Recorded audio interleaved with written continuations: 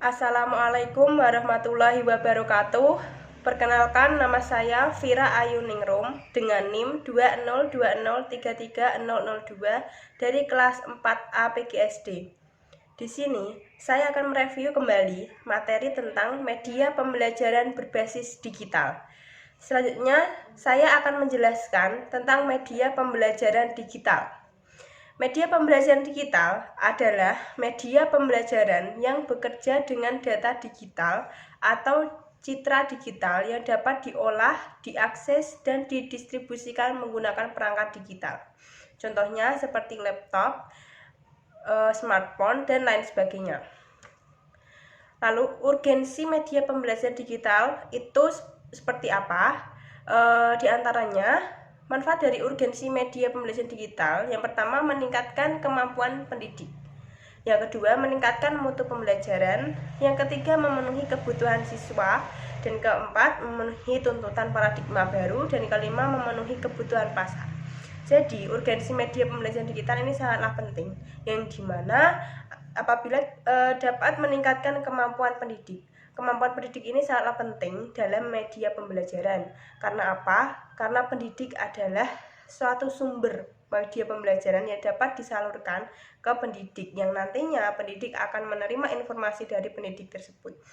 Lalu meningkatkan mutu pembelajaran. Mutu pembelajaran ini merupakan salah satu urgensi media pembelajaran digital, yang dimana mutu pembelajaran sangatlah ditekankan kepada pendidik maupun peserta didik agar dapat memperoleh suatu informasi pemahaman yang sesuai. Selanjutnya ada pemilihan media pembelajaran. Nah, pemilihan media pembelajaran ini dilakukan pendidik ketika pendidik akan membuat alat peraga untuk mempermudah peserta didik dalam kegiatan belajar mengajar. Jadi, ini dilakukan oleh para pendidik yang dimana akan ketika mengajar, ketika memberikan suatu pembelajaran kepada peserta didik, itu dapat berupa alat peraga ataupun sarana dan prasarana yang menunjang untuk mempermudah proses pembelajaran, proses kegiatan belajar mengajar yang dapat dilakukan, dapat diberikan kepada peserta didik dengan baik. Selanjutnya, yang kedua, merupakan suatu hal yang harus konsisten dengan tujuan awalnya. Selain harus konsisten, pemilihan media pendidik juga harus menakar kemampuan apakah dia bisa menguasainya atau tidak. Jadi merupakan suatu konsisten yang harus ada dari pendidik tersebut. Jadi pendidik tersebut dapat mengira-ngira seberapa jauh kemampuannya dan seberapa paham untuk dapat menguasai materi tersebut untuk digunakan sebagai media pembelajaran. Selanjutnya ada kriteria pemilihan media. Nah, yang pertama ada kesesuaian dengan materi. Yang kedua, tingkat kesulitan. Yang ketiga, biaya. Dan keempat, ketersediaan. Yang terakhir, adanya kualitas teknis. Nah, kesesuaian dengan materi. Nah, kesesuaian dengan materi ini yang dimana kriteria pemilihan media ini harus sesuai dengan materi yang akan diajarkan. Tingkat kesulitannya harus dipertimbangkan, apakah dapat dimengerti oleh peserta didik ataukah tidak. Selanjutnya ada biaya. Biaya ini dapat diperhitungkan untuk sebagai media pembelajaran. Adanya ketersediaan, apakah media pembelajaran ini tersedia di lingkungan sekitar kita ataupun tidak. Yang terakhir adanya kualitas teknis. Nah, teknis ini sangatlah penting, yang dimana teknis ini menentukan suatu media itu dikatakan berhasil atau tidak itu dari teknis, dari kualitas teknis tersebut. Selanjutnya menggunakan model section. Nah, section ini adalah singkatan, yang dimana S adalah student, student itu adalah siswa, dan E itu adalah easy to use, yang dimana mudah digunakan. Yang C, cost atau time, yang dimana ini adalah biaya atau waktu. T, teaching, yaitu karakteristik pembelajaran. I, interaction atau interaksi. O, organizational issue atau pengelolaan masalah. Ada N, networking, memperluas jaringan, dan S, security and privacy, yaitu keamanan dan privasi. Nah, itu menggunakan model section. Selanjutnya yang student ini adalah siswa, yang dimana siswa ini akan memperoleh suatu kecakapan dasar, kebutuhan dan minat, daya akses, dan gaya belajar. Ini sangat diperlukan untuk siswa. Siswa harus dapat mendapatkan kecakapan dasar, dapat mendapatkan kebutuhan dan minatnya dapat terpenuhi, dapat mengetahui apa kebutuhan yang siswa butuhkan dan apa minat siswa yang sekarang ini dia inginkan. Lalu ada daya akses belajarnya seperti apa. Selanjutnya ada gaya belajar yang diinginkan siswa itu seperti apa. Selanjutnya ada easy to use atau mudah digunakan. Mudah digunakan ini cakupannya yaitu yang pertama, tata letaknya ringkas, tampilan antar mukanya mudah dipahami, kontennya mudah diperbarui, dan tersedia pelatihan atau buku petunjuk penggunaan.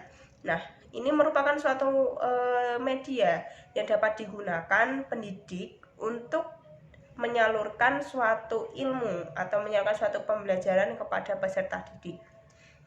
Selanjutnya ada cost itu biaya. Nah, pendidik ini juga harus memperhitungkan biaya yang dapat digunakan sebagai media pembelajaran. Yang pertama, biaya produksi.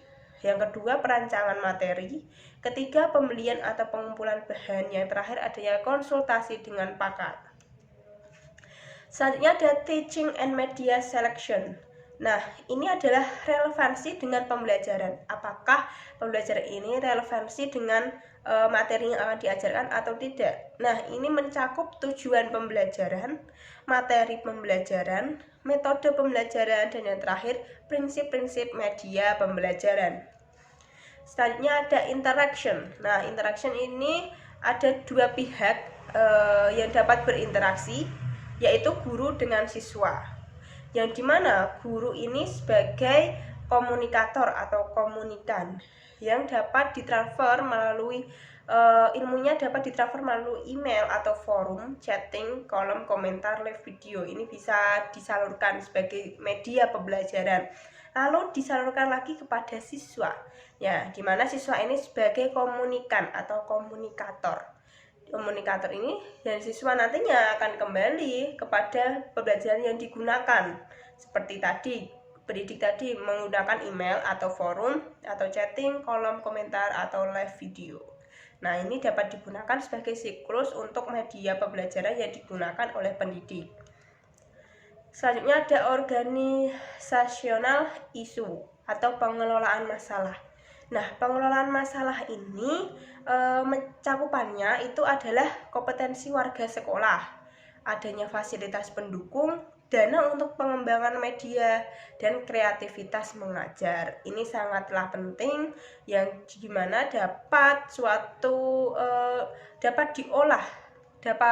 masalah ini dapat diolah menjadi suatu sarana yang dapat digunakan sebagai media agar dapat digunakan dengan baik.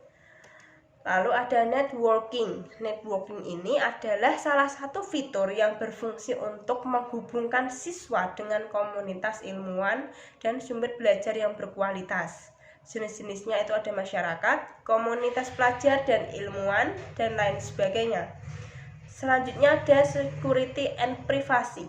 Nah, ini berkaitan dengan keamanan diri dan perangkat yang digunakan, baik secara maya ataupun nyata. Jadi ini sangatlah diperlukan karena apa? Untuk dapat mengakses dengan baik, privasinya dapat terjaga, dan ini keamanan untuk diri ini sangatlah penting.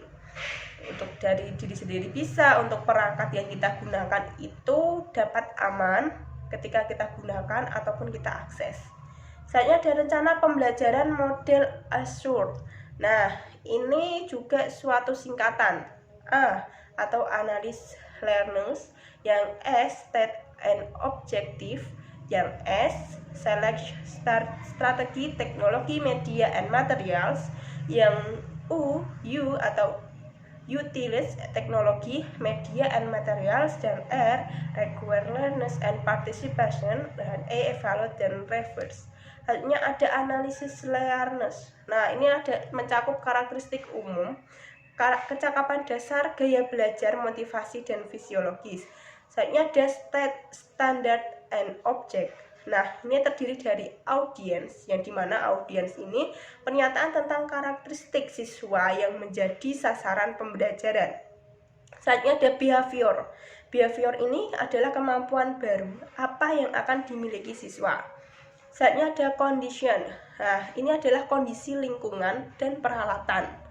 Selanjutnya ada degree atau tingkat akurasi atau kefasihan yang harus dicapai siswa dalam kompetensi tertentu. Selanjutnya ada select strategi, teknologi, media, and materials. Ini terdiri dari dapat memilih strategi pembelajaran. Yang kedua, memilih teknologi dan media pembelajaran. Yang terakhir, dapat memilih materi. Selanjutnya ada utilize teknologi, media, and materials. Nah, ini dapat ditinjau dari teknologi, media, dan materi. Lalu persiapkan teknologi, media, dan materi, persiapkan lingkungan, persiapkan siswa, dan penyediaan pengalaman belajar. Selanjutnya ada select strategi, teknologi, media, and materials. Ini dapat memilih strategi pembelajaran, memilih teknologi dan media pembelajaran, selanjutnya dapat memilih materi. Nah, selanjutnya ada utilize teknologi, media, and materials. Ini tadi dapat ditinjau dari teknologi, suatu teknologi, media, dan materi. Lalu dapat dipersiapkan teknologi, media, atau materi yang akan diajarkan pada peserta didik. Selanjutnya ada persiapkan lingkungan, persiapkan siswa, dan penyediaan pengalaman belajar. Selanjutnya ada require learner participation. Nah, partisipasi siswa itu adalah kunci berhasil proses pembelajaran. Jadi dengan adanya partisipasi yang baik dari siswa, maka itu dapat dinyatakan berhasil dalam melakukan proses pembelajaran. Student center learning. Nah, caranya, bagaimana sih caranya agar bisa dapat memperoleh student center learning ini? Yaitu dengan menggunakan media yang melatih produktivitas dan kreativitas. Selanjutnya menggunakan media komunikasi untuk meningkatkan interaksi siswa dengan pengajar. Yang terakhir, melaksanakan aktivitas belajar yang mendorong partisipasi siswa dalam mencari dan melaporkan informasi terkait topik pembelajaran. Nah, itu dapat diperoleh untuk bisa mempelajari atau dapat menjadi suatu bahan untuk pendidik agar dapat mendidik siswa menjadi student center learning.